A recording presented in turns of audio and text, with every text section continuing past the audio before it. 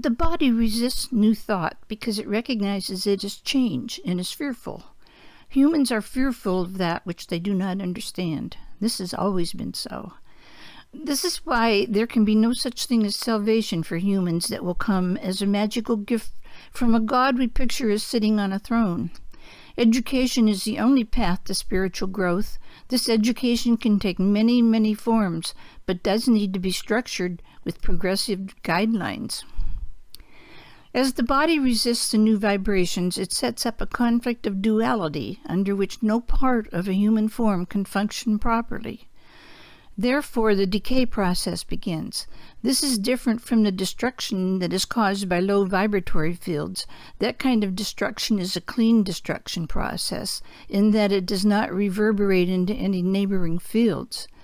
The decay process, set up by the duality, which is caused by fear, is a general rotting of cells due to lack of oxygen, which cannot be fed to them through constricted blood vessels which have closed up to protect themselves due to fear of the higher octane content of the new fuel trying to come into them. This lack of oxygen is fatal to the human cellular structure. It is the one main cause of all disease, but there is no easy way to pump additional oxygen into every cell in a human body. By using vibrations fed into the system through sound, this can be accomplished, but still is not an easy task. In the future, there will be a healing machine invented that would balance a human being. The body would be hooked up to the machine, and levels of different chemicals, elements, vitamins, and nutritional guidelines would be very accurately checked. If one is low in a certain element, perhaps potassium, then as a piano tuner would pull up the pitch of the strings, this healing machine would also pull up the pitch of that element that is not up to pitch and balance the body.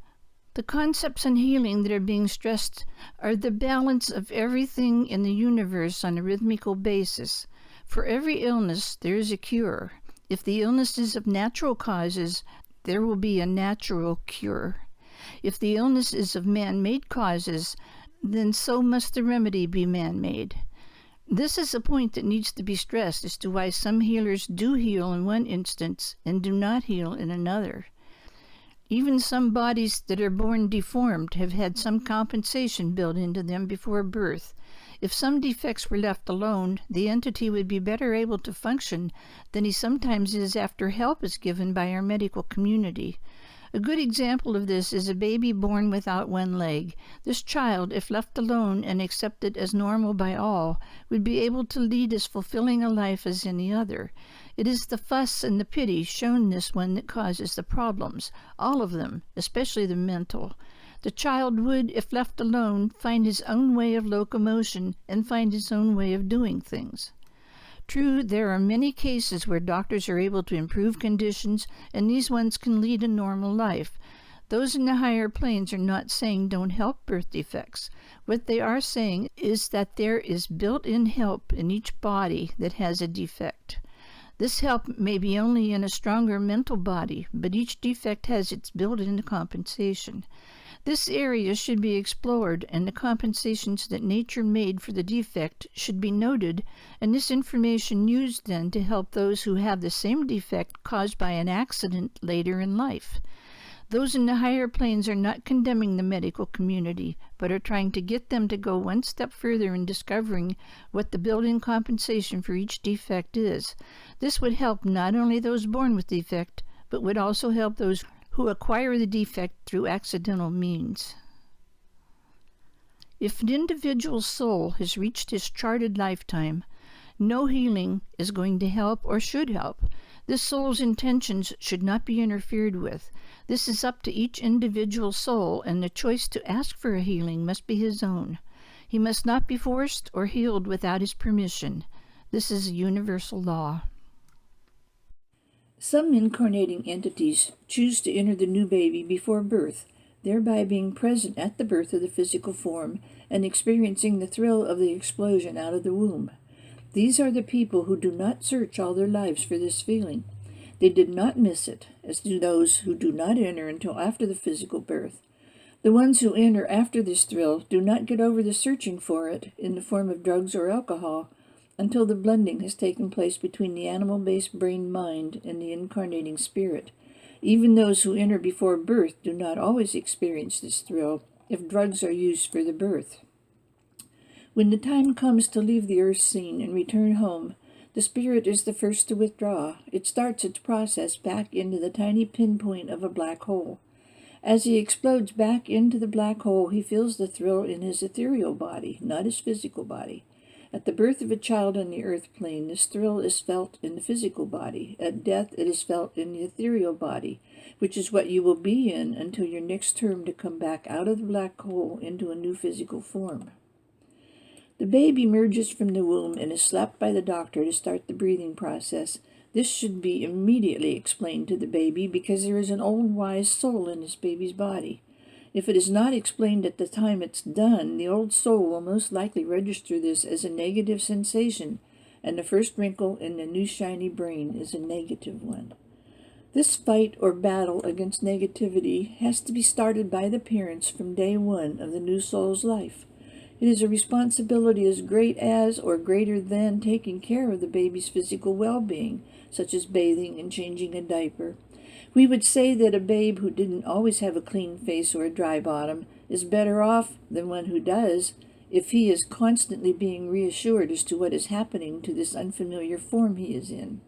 This is very, very important. The first impressions on that shiny new piece of seed core must be positive reassurance. All expectant parents must understand this. These first moments of a babe's life are so important, and this is a place where the father could really serve everybody in those first few moments of the baby's life. As the baby is put to the breast to nurse, the mother needs to talk positively about the taste of the milk and what it is doing for the baby's body. She needs to explain that it is a taste of life, that it sustains life in the baby's body. The digestive system is a true seat of spiritual power. It is well designed and could be an easily functioning machine if thoroughly understood. All spiritual experiences will take place much easier when an entity's stomach is empty. We want humanity to realize that there is a direct tie-in to spiritual essence through the stomach of humans.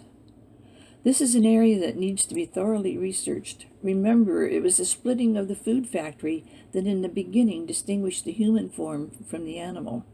The single stomach has a much more refined process than that of the animal, and works much more quickly to empty itself and send the contents on elsewhere. There is a reason for this. Everything about your body has a reason. When the stomach is full, it closes or blocks off certain openings or doorways into other dimensions to use the energy for processing the food. Therefore, this energy is not available to use for any other purpose until the digestive process is completed, to the point where these doorways can again be opened and the energy can flow through the stomach area instead of being dammed up. The stomach area is a seat of energy direction. In other words, it is comparable to a traffic cop that stands in the middle of an intersection and sends the cars on their way. The energy is pulled in through the digestive process and directed by the digestive process. Yes, even energy that is not in the form of food is still processed in the stomach area, not the head. This is why illness manifests itself in an upset stomach or sick in the stomach feeling as an initial sign of all disease. Vomiting is rejecting energy that does not harmonize. If it is not vomited up, it moves on to the bowels and wreaks its havoc there, either in stoppages or the opposite, diarrhea. It would help healers if they knew how things look to those on the higher planes when humans are going through stress, mental, physical, or emotional upsets. It's almost like a body is bleeding because this energy seeps away like blood flowing from a body that has been injured. This same deletion of energy from around a human's body then weakens that body. Their protection from disease is gone. The same way, if you lose a lot of blood out of your physical body, you are weakened. It is the same way with the energy loss. This is why the energy needs to be replaced and replenished. Even when one doesn't realize the stress they're under, this energy is being seeped and drained. Each day they should go into their meditation and pull in energy because it is all around them. Some people have the ability to soak in this energy every moment of existence. Consider meditation the same as filling your fuel tank, because basically this is also what it is. Just sit down somewhere and fill your fuel tank. That's simply all there is to it. Just pull in some of that sparkling energy that is around you. This energy is there for all to keep their motors running. The human body is a miraculous network of energy lines. When the flow is interrupted, trouble starts. This is why, when all else fails, the doctor should look for power outages, the same as a lineman for an electric company has to trace the line to find breakdowns. There are many ways to do this, and some are already known and used. Ill health, mental and physical, starts in the mind. The energy particles feeding the seed core are not being attracted to the right places due to the shorting out of these energy lines. Remember, like should attract like. And when ill, this is not happening, so the seed core is not being nourished. The energy is running wild, so to speak, instead of moving in an orderly manner to the point where it belongs. If the benefits of medicine were related to energy lines, it would all be more effective. Even nutrition can correct the wrong orbit of energy, and also stimulation by chiropractic techniques. When doctors start looking at the body from the point of an electromagnetic field, they will begin to make more progress in treating human illness.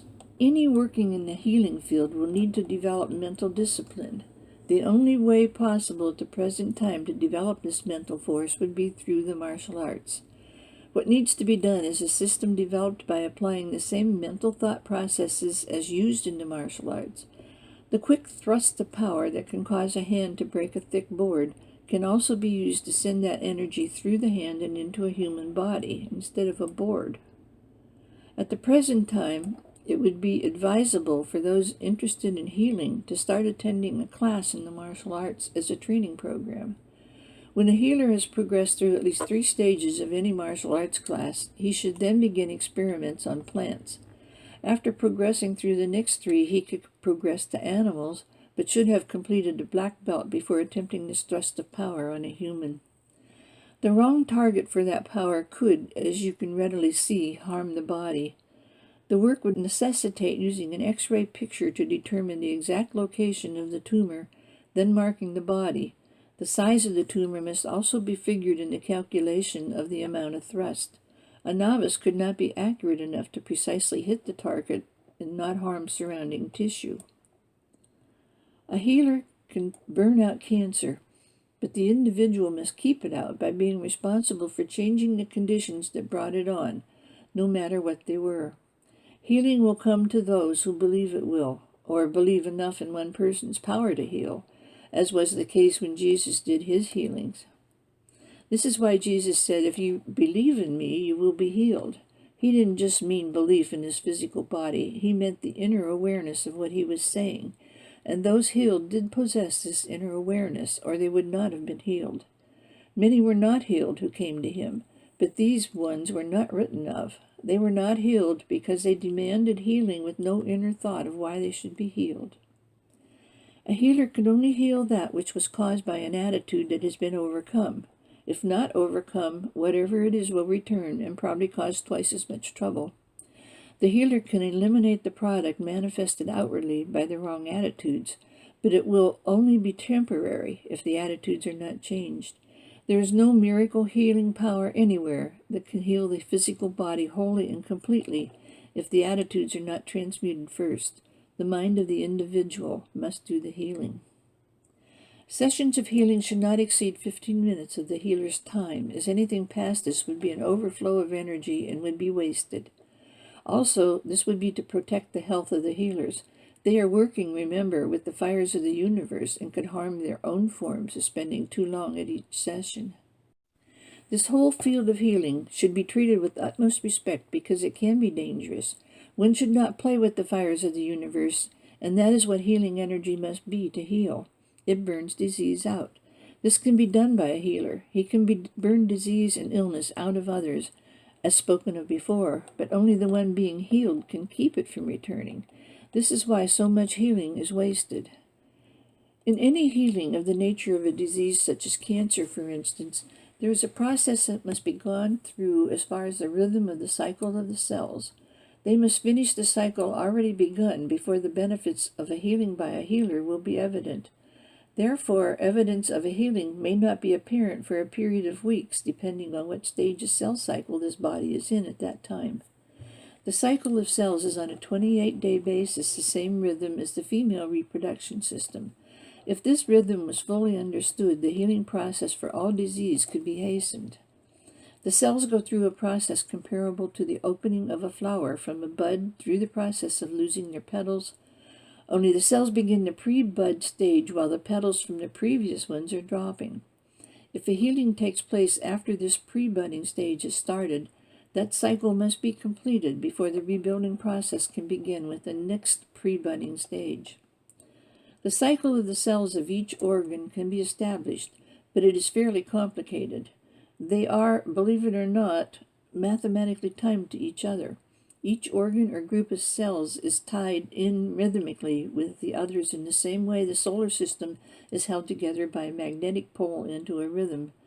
It will cause chaos in a solar system when one aspect gets out of synchronization. The same is true of the human body. The center of the human universe is the heart, and all other groups of cells are timed by cycles to the heart. If the heart slows down or speeds up or is erratic, you can readily see why so much damage is done to the rest of the body. When the cycles and movements and interrelationships of universes, galaxies, and solar systems are understood, then so also will the physical form be understood.